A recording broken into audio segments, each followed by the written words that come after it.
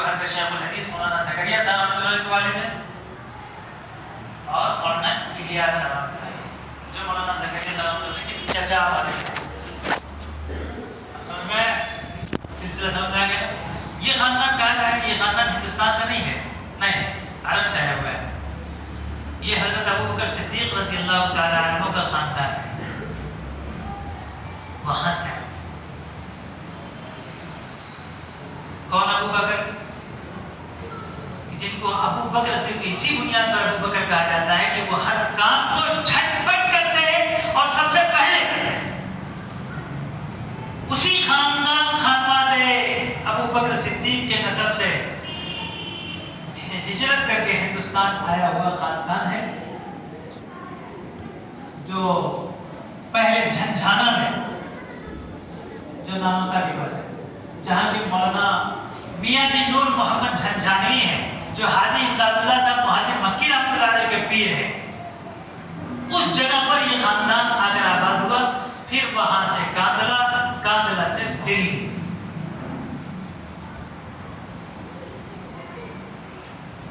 مولانا الیاس رحمۃ اللہ علیہ 1880 میں پیدا ہوئے.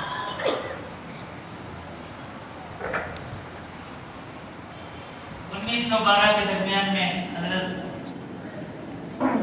پہلے مولانا رشید احمد گنگوئی رحمۃ اللہ علیہ کے پاس پڑھا کرتے تھے اور انہیں سے مرید ہوئے تھے. لیکن 1904 میں حضرت مولانا رشید احمد گنگوئی رحمۃ اللہ کا انتقال ہو گیا اور حضرت مولانا رشید احمد گنگوئی رحمۃ اللہ کے اصول میں سے یہ بات تھی کہ جو طالب علم ہوا کرتا تھا اس کو بیعت نہیں کیا کرتا. نہیں، طالب علم کو بیعت نہیں کیا جائے گا. لیکن مولانا الیاس رحمۃ اللہ علیہ وہ واحد ذات ہیں کہ جن کو طالب علمی میں حضرت نے بیعت بھی فرمائی، ذکر کی تلقین بھی فرمائی.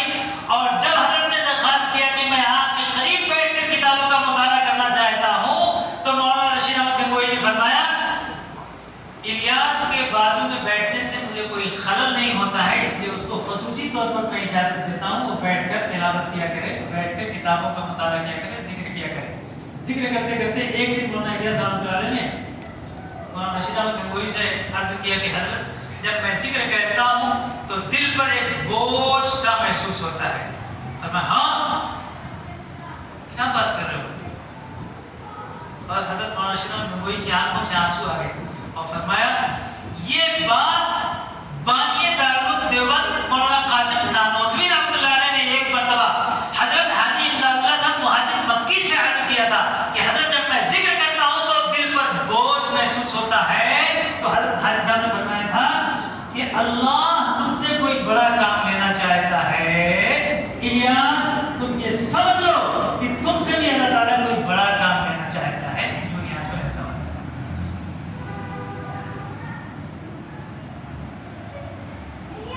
حضرت مولانا رشید احمد گنگوئی رحمۃ اللہ علیہ 1904 میں چلے گئے. مولانا الیاس رحمۃ اللہ علیہ اس کے بعد دارالعلوم دیوبند میں آئے پڑھنے کے لیے. مولانا محمود حسن دیوبندی ان کے پاس، اس لیے مولانا ابراہیم صاحب بلیاری رحمۃ اللہ علیہ کے کلاسمیٹ ہیں، بڑے عالم گزرے ہیں، امام المنطق والفلسفہ ان کے ساتھیوں میں سے، اور حضرت شیخ الہند کے شاگرد ہیں. پڑھنے کے بعد سہارنپور میں مولانا خلیل احمد صاحب جو پیروں کے پیر ہیں ان سے بیٹھ گئے اور ان سے اسلامی تعلقات رہے، ساتھ پڑھاتے رہے.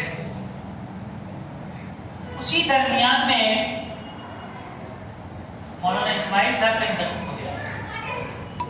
ان کی جگہ پر جانشین بنائے گئے ان کے بڑے بیٹے مولانا محمد صاحب. تھوڑے دن کے بعد مولانا محمد صاحب کا بھی انتقال ہو گیا. تو جنازے میں انتقال سے پہلے تیمارداری کے واسطے مولانا الیاس رحمۃ اللہ علیہ اپنے بڑے بھائی کی خدمت میں آئے. اور جب انتقال ہو گیا تو انتقال کے بعد تجہیز و تکفین سب اپنے ہاتھوں سے کیا.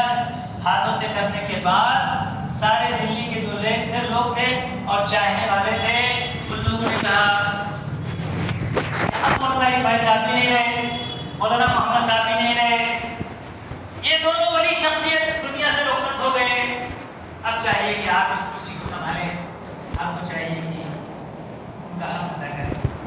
تو انہوں نے کہا کہ میں اپنے شیخ سے اس بارے میں پوچھوں گا، اگر مولانا خلیل احمد صاحب جو میرے شیخ ہیں وہ اجازت دے دیے تو انشاءاللہ میں جب آئے تو حضرت سے عرض کیا، حضرت نے فرمایا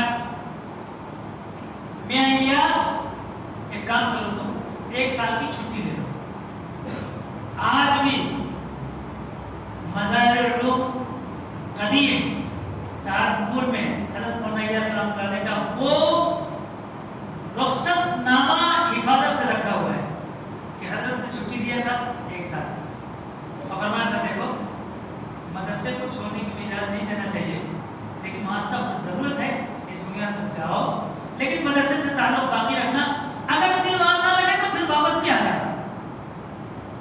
حضرت فرمایا ٹھیک، حضرت تشریف لائے،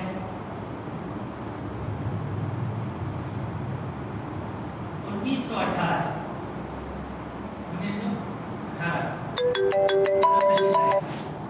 جو کو ہندو تحریک میں شامل کر دیا جائے، اس کا نام کیا ہے؟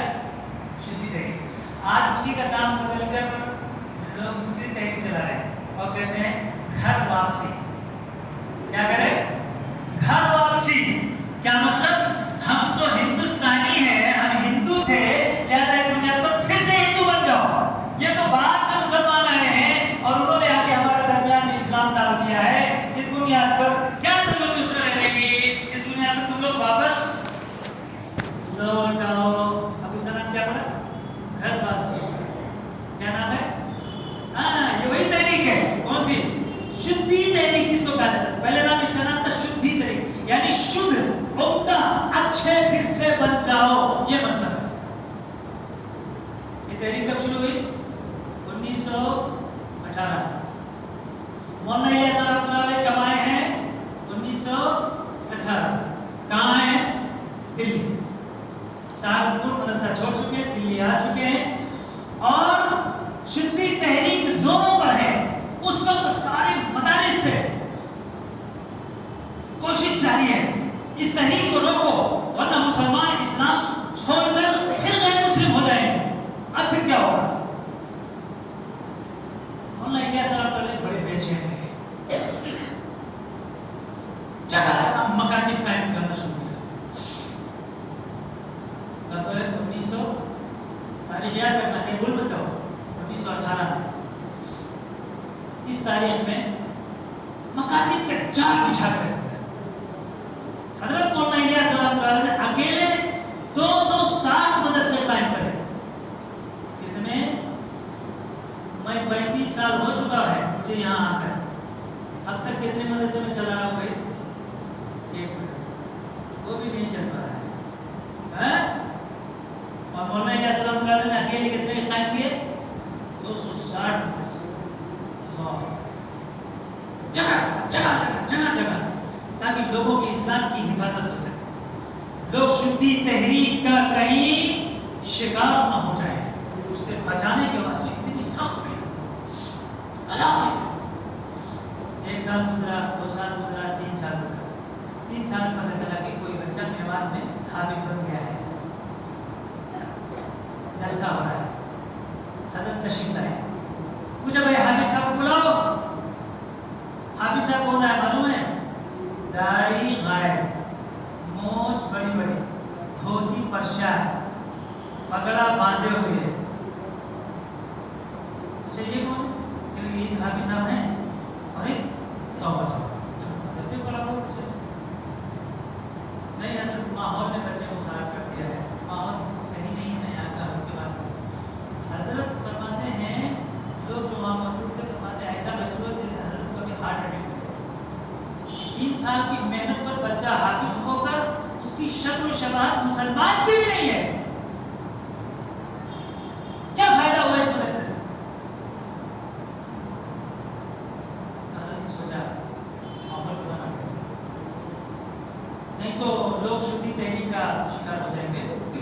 مدرسے سے کوئی خاص فائدہ ہوا نہیں، ماحول عمومی طور پر صحیح رہے گا تو اس وقت میں کتنا اچھا کہ حافظ ہو کر اسے داڑھی غائب کر دیا، کیا کرنا چاہیے؟ تو اس وقت علماء کی طرف سے جگہ جگہ واعظین متعین کیے گئے، واعظ کہنے والے، گاؤں میں جانا، لوگوں کو سمجھانا، گاؤں میں جانا، لوگوں کو سمجھانا، تاکہ لوگ اسلام پر باقی رہیں، اسلام ان سے نکل نہ جائے۔ حضرت نے بھی بھیجا واعظین، دیکھا کہ واعظین وہیں تک جاتے ہیں جہاں تک مین روڈ ہے، جہاں تک سواریوں کا بندوبست ہے. کھیڑے میں جہاں پیدل چلو جانا نہیں جاتے. اب ان کھیڑے والوں کو کیسے بچایا جائے؟ حضرت سمجھ اس سے کام کرنے والا ہے. حضرت نے اس کے بعد پھر تزکیہ نفس یعنی بیوی اور مرید لوگوں کو بیت کرنا، تزکیہ کرنا، دل کو پاک کرنا، کھیڑے میں بھیجنا تاکہ وہ جا کے کام کرے. پھر بیٹھ کے سوچا حضرت نے اس کی محنت اگر میں کروں بھی تو کتنا محنت کروں. چلو اگر 1,00,000 2,00,000 بھی مرید ہو جائے تو یہاں تو کروڑوں انسان کا مسئلہ ہے. ان کو کیسے سمجھایا جائے اور کیسے سدھارا جائے؟ اسی درمیان میں حضرت کی طبیعت پر بڑا عجیب و غریب معاملہ ہونے لگا. یہ مسئلہ قابو میں نہیں آ رہا ہے کہ میں نے مدرسہ قائم کیا اسے بھی کنٹرول نہیں آیا، واعظین کو بھیجا اسے بھی کنٹرول نہیں ہو رہا ہے، اور تزکیہ نفس کر رہا ہوں، مریدی کر رہا ہوں، اس سے بھی کنٹرول میں نہیں آ رہا ہے. اب کروں تو کیا کروں؟ گھبراہٹ. بڑے بڑے اکابر اس وقت حج کے سفر پہ جا رہے تھے. اللہ نے کہا ہندوستان سے طبیعت اتاری جاتا ہوں مکے کو اور یہاں سب کو سیٹ کر دیا. دیکھو تم لوگ میرے لگائے ہوئے اس پودے کو اکھاڑنے مت دینا. 260 مدرسے چلتے رہنا، خانقاہیں جاری رہنا، واعظ و نصیحت کا سلسلہ باقی رکھنا. تم لوگ اس پر قائم رہو. میں چلا کام مکہ مدینہ. اور ارادہ کیا ہے؟ لوگ کو آنا نہیں ہے، ہمارے بس کا نہیں ہے، ہوتا نہیں. چلے کہاں پہنچ گئے؟ مکہ. جب مکہ میں پہنچے تو اس وقت میں رات میں سوئے. خواب میں اللہ کے حبیب سردار انبیاء تاجدار مدینہ جناب محمد رسول اللہ صلی اللہ علیہ وسلم کی زیارت ہوئی. تو اللہ کے حبیب صلی اللہ علیہ وسلم سے پوچھا، اے اللہ کے حبیب صلی اللہ علیہ وسلم، امت کا حال بہت گر چکا ہے، اس کو آخر سنبھالنے کے واسطے کیا راستہ اختیار کرنا چاہیے؟ اللہ کے حبیب صلی اللہ علیہ وسلم نے فرمایا مکی زندگی کو اختیار کرنا چاہیے. مکے میں جیسے میں نے کام کیا ہے اسی طریقے پر تم بھی کام کرو، امت سمجھ جائے گی. تو خواب ہی میں حضرت نے پوچھا کہ حضرت مکے میں آپ نے کیسے کیا ہے، مجھے کیسے معلوم ہوتا ہے؟ سیکھو، تفسیر پڑھو، میری ساری مکی زندگی تمہارے سامنے آ جائے گی، اس نمونے میں تم کام کرو. حضرت نے اس خواب کو اپنے دل میں رکھی، کسی کو نہیں بتایا اور سیدھا مدینہ روانہ ہو گئے. جب مدینہ پہنچے پھر اللہ کے حبیب صلی اللہ علیہ وسلم تشریف لے آئے. اب بھی حضرت کے دل میں نہیں آ رہا کہ میں ہندوستان جاؤں. نہیں کو یہاں کی ساری تکلیفوں کو دیکھ کر حضرت نے بالکل توبہ کر لیا ہے. یہ سدھرنے والی قوم نہیں ہے. جب مدینہ پہنچے تو اس کے بعد اللہ کے حبیب صلی اللہ علیہ وسلم پھر خواب ہے. تو اس کے بعد فرمایا الیاس تم کو ہندوستان جانا ہے، تم کو لوٹ کر ہندوستان جانا ہے اور تم کو تھوڑی دیر کے لیے میرے قریب آنا چاہیے. کیا کرنا چاہیے؟ میرے قریب آنا چاہیے. تم سے کام لیا جائے گا. حضرت صبح کو اٹھے اور اس کے بعد حضرت حاجی امداد اللہ صاحب مہاجر مکی رحمۃ اللہ کے خلیفہ تھے. ان کا نام تھا قطب الدین. کیا نام تھا؟ ان سے کیا کیا ایسا ایسا معاملہ ہے. کہنے لگے اس میں کیا بات ہے، تم ہندوستان جاؤ، یہ نہ کہا کہ تم سے کام لیا جائے گا. کام لینے والی ذات اللہ کی ہے، رہنمائی کرنے والے رسول اللہ ہیں. دونوں آپ سے تم سے کام لے لیں گے، جاؤ. کہنے لگے لیکن انہوں نے کہا ہے کہ قریب آگے جاؤ. فرمایا کہ اچھا ٹھیک. اور اس کے بعد انہوں نے حضرت مولانا حسین احمد مدنی رحمۃ اللہ علیہ سے جا کے حاصل کیا. کس نے حاصل کی؟ مولانا قطب الدین صاحب. ٹھیک ہے اس کا میں بندوبست کروں. اس خواب کو بتایا اور جب حضرت مدنی نے سنا تو میں اس کا میں بندوبست کروں. اور جا کے اس کے بعد کلید بردہ جو نبی صلی اللہ علیہ وسلم کے روزے اقدس کی کیلی رکھتے تھے اندر جانے کی، باہر والا ایسا نہیں، اندر جانے کی.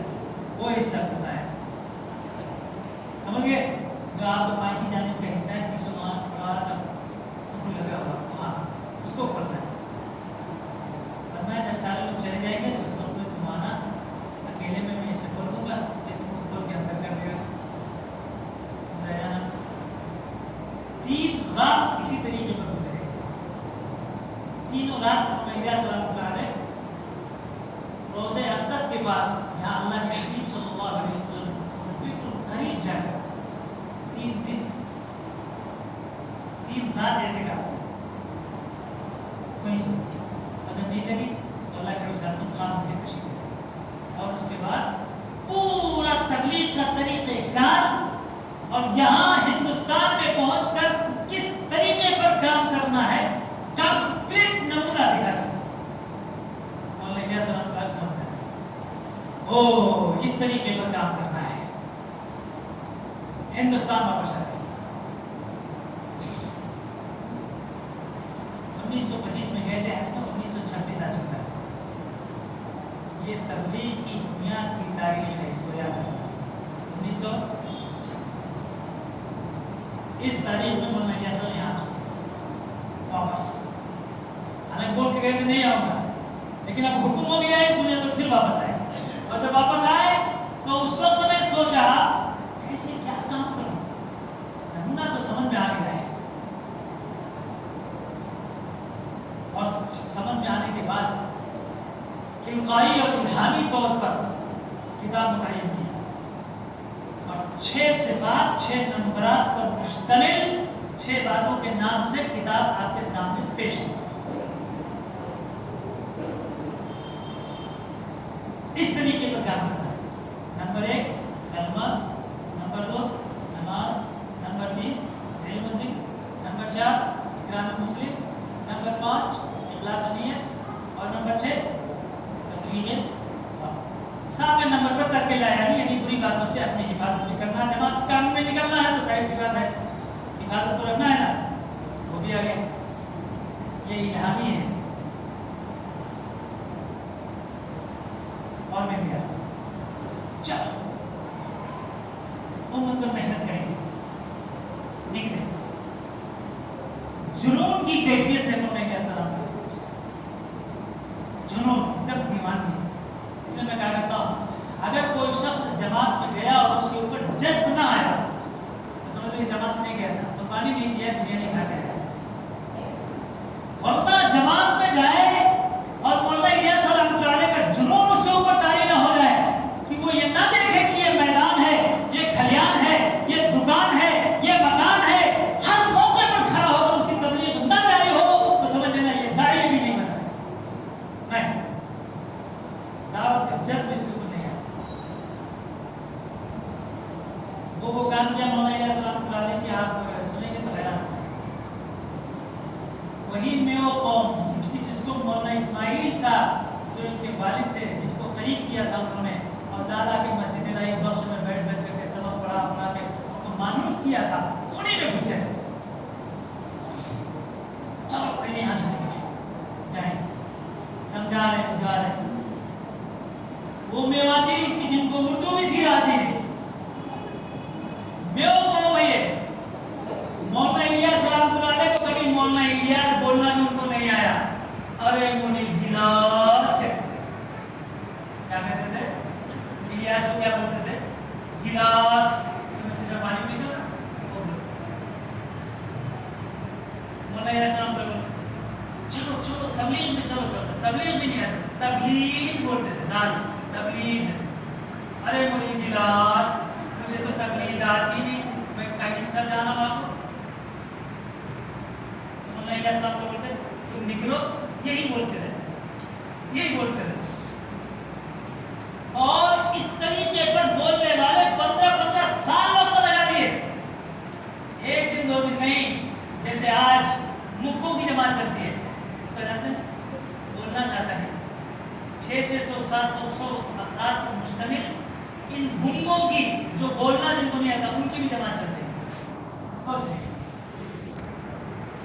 مطلب ایک آدمی اس جماعت میں آ گیا اس کو زبان ہی نہیں ہے 4 چھلنے بغیر زبان کو اس نے لگا دیا اور جب اسے پوچھا کہ تجھے کیا کھانا اس سے ہوتا ہے تو کہنے لگا اس سے یہ بنتا ہے یہ دل بنتا ہے بس اور کچھ سمجھ میں کان میں تو کچھ سمجھ نہیں آ رہا لیکن دل بنتا ہے یہ فائدہ ہوتا ہے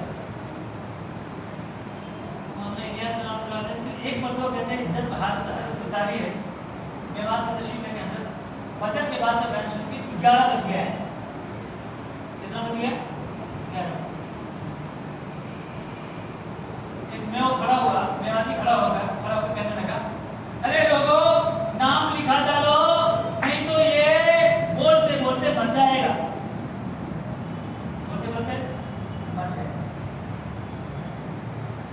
کو دیوانگی کہتے ہیں. اس کو کیا کہتے ہیں؟ کوئی دیوانہ کہتا ہے کوئی پاگل سمجھتا ہے مگر دھرتی کی بے چینی کو بس پاگل سمجھتا ہے. یہ تو پاگلی سے کام چلے گا. مشروب چاہیے اس کے لیے کہ ہوش و حواس رکھنے والے کام کیا کریں گے. مولانا علیہ السلام جانے کو ہاتھ میں دمبل نکل آیا. لوگوں نے کہا کہ حضرت کا آپریشن کیسے کریں؟ اس زخم کو کاٹ کر اس کو اگر نہ نکالے تو پورا ہاتھ سڑ جائے گا. سنا کچھ نہیں.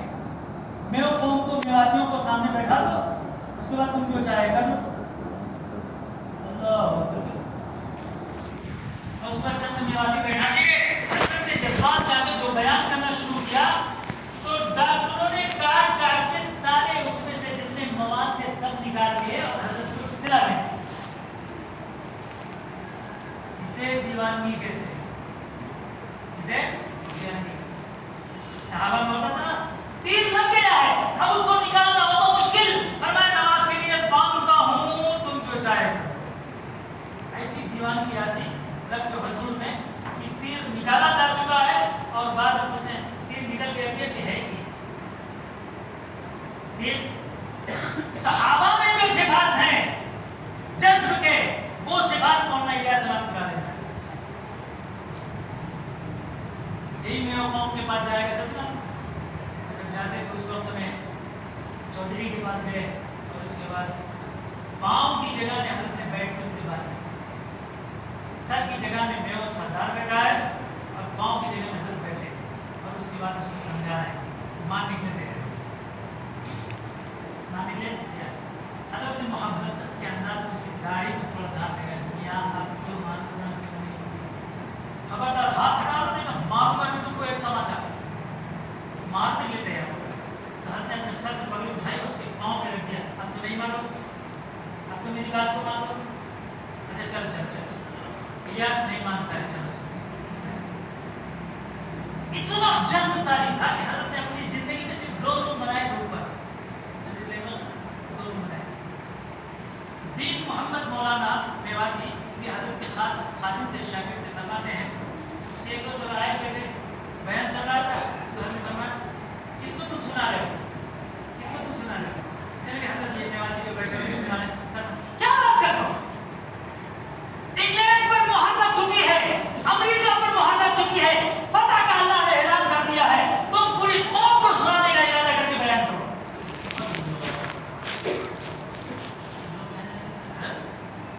یا تو چند میواتی سا ہے اور آپ پوری قوم کو نیت کرنے کے لیے سے کام ہے. ہاں ہاں ایک زمانہ وہ آئے گا کہ تم دیکھ لینا میں اس زبان میں فلائٹ کو اڑن کھٹولا کیا مطلب ہے اڑن کھٹولا اوپر سے جا رہا تھا. حضرت نے کہا اے ادھر ادھر ادھر ایک روز اس اڑن کھٹولے کو تو بھی بیٹھ کے جائے گا. تو بھی دنیا نے دیکھ لیا نہیں, آج دیکھ رہے ہیں اڑن کھٹولے پہ جا رہے ہیں نہیں جا رہے ہیں. 2 بندے حضرت نے بنا کے اس وقت جب انگلینڈ سے جمع آیا تو یہاں بیٹھا, امریکہ سے جمع یہاں بیٹھا.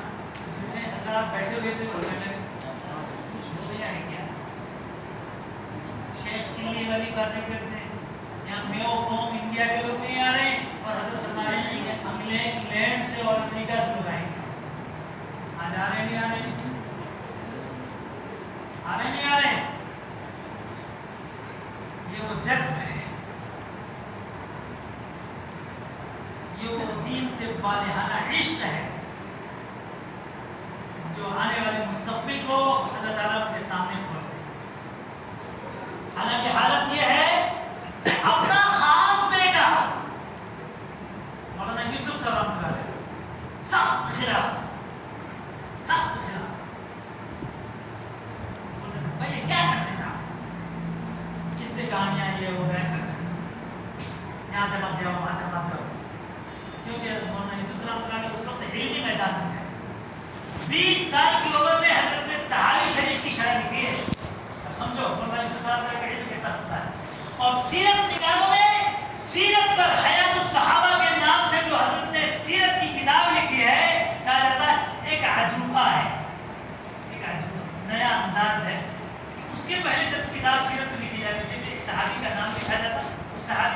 احوال لکھ دیے جاتے ہیں.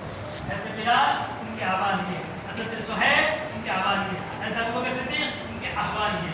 لیکن مولانا یوسف رحمۃ اللہ اس طرح حیات صاحب نہیں کی, بلکہ ایک صفت لے آتے نبی صلی اللہ علیہ وسلم کی, اور اس کے بعد اس صفت پر جتنے صحابہ ہوتے تھے ان کے نام لکھ کر ان کے بارے میں پوری سوال حیات کر سکتے. یہ طریقہ کار بالکل نیا ہے. پہلے اوصاف لکھنا, پھر صحابہ کے ساتھ تاریخ لکھنا اور پھر سیرت لکھنا. یہ حیات صحابہ پہلے لکھا اس طریقے کا پھر جماعت آئی بڑا فائدہ ہوا ہے.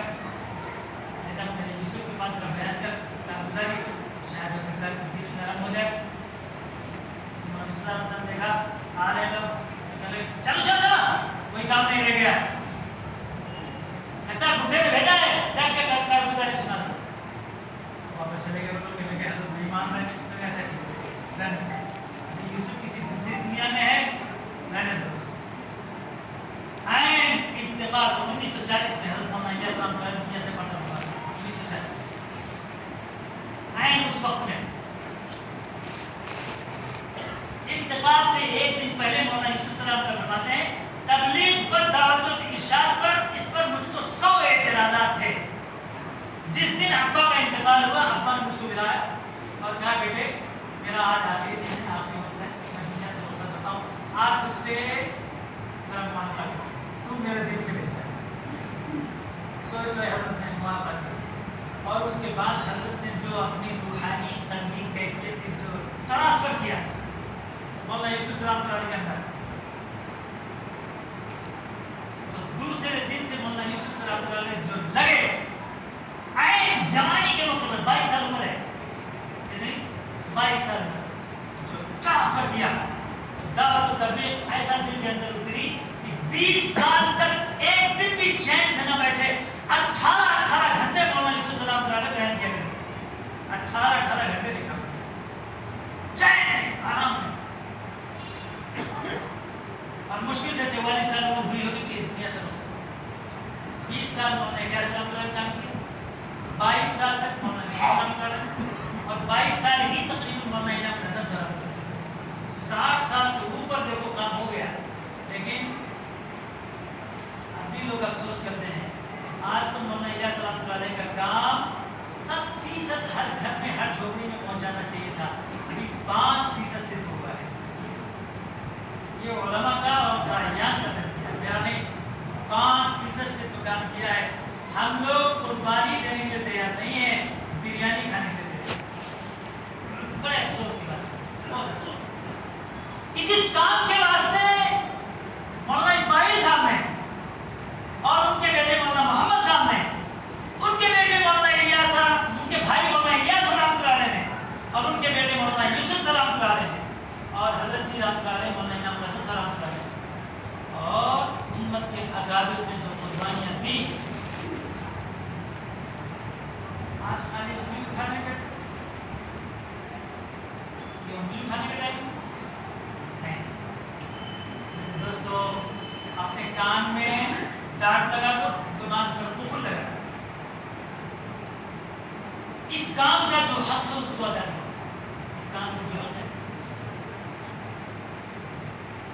ورنہ مولانا الیاس رحمۃ اللہ علیہ کی روح قبر میں تم سے سوال کرے گی کہ تم اپنا نام داعی کہتے تھے, تبلیغ والا کہتے تھے, اور کام تم نے کتنا کیا. بزرگوں نے باقاعدہ پورا پروگرام اور پورا باقاعدہ اس کے لیے اصول لکھا ہے کہ صفات کو پیدا کرنے کے واسطے آپ کو جماعت میں باہر نکلنا پڑے گا, اور مقام پر آ کر واپس آ کر اگر آپ کام کو چھوڑ دیے اور کام میں نہیں لگے تو یاد رکھ لینا صفات جو آپ لے کر آئے تھے وہ باقی نہیں رہیں گی, خواہشات اس کی جگہ لے لیتی ہیں. کیا لے لیتی ہیں؟ کام صفات پر چلتا ہے یا خواہشات پر چلتا ہے؟ صفات پر چلتا ہے. صفات سیکھنے کے لیے صفت, اچھی عادتیں, اچھی خوبیاں, 5 نمبر کے 6 نمبر کے مذاکرات, یہ سب ساری چیزیں آپ سیکھنے کے لیے. خود مولانا الیاس رحمۃ اللہ علیہ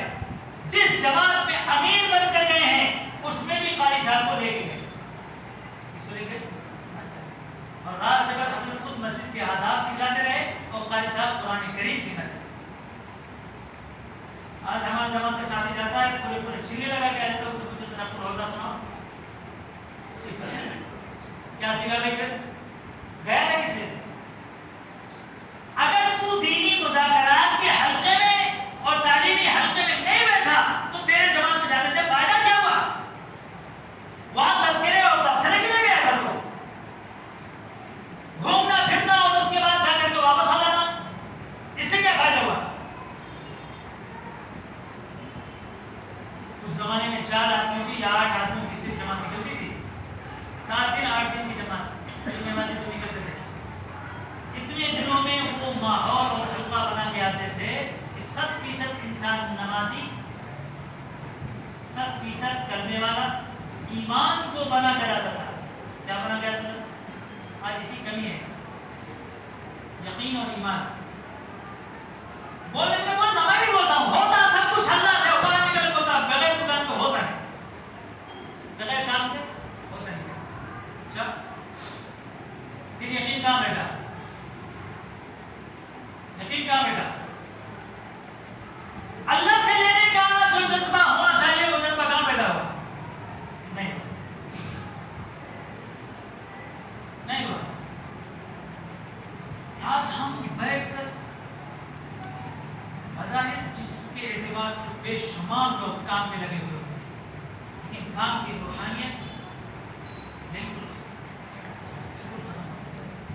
جیسے حاجی, پہلے زمانے کا حاجی اگر حج کرنے چلا گیا آ گیا تو لوگ چہرے سے دیکھ کے پہچان نہیں کرتے یہ حاجی ہے, 100% بدل جاتا.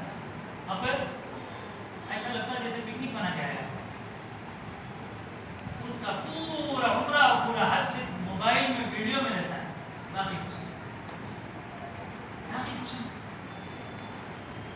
سیم صورتحال دین کے لیے رہی, جسمانیت باقی ہے, روحانیت ختم. ایسا نہیں ہونا چاہیے. آپ جن صفات کو سیکھنے کے لیے جاتے ہیں ان کو صحیح طور پر اپنے درمیان میں دل میں بیٹھائیں اور اپنے مقام پر آنے کے بعد اس پر قائم رہ کر باقی رکھیے, تب سمجھو کہ ہاں واقعی اس کا فائدہ ہوا ہے, اس کا فائدہ ہوا ہے. کبھی کسی کے خلاف آپ کی زبان نہ کھلے, اس پر تالے لگا, کان پہ ڈانٹ لگا لو, سننے کے لیے تیار مت ہونا. مسجد اللہ کا گھر ہوتا ہے, یہ تبصرے کی جگہ نہیں ہے, یہ صرف اللہ اور اس کے رسول کے تذکرے کی جگہ ہے بس. وہ اکابر کہ جن کے خاندان قربانیاں دینے چلے آ رہے ہیں, آج ان کے خلاف ہماری زبانیں کھلتی ہیں, شرم نہیں آتی. انہوں ایسا کیوں؟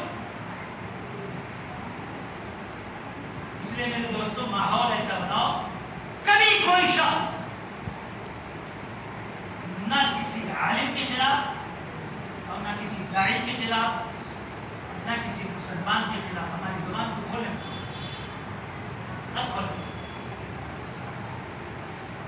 حضرت مولانا رشید احمد گنگوئی رحمۃ اللہ علیہ ہمیشہ بتائیں, خدا ذوالجلال کی قسم کھا کے کہتا ہوں, ایسا شخص جو کہ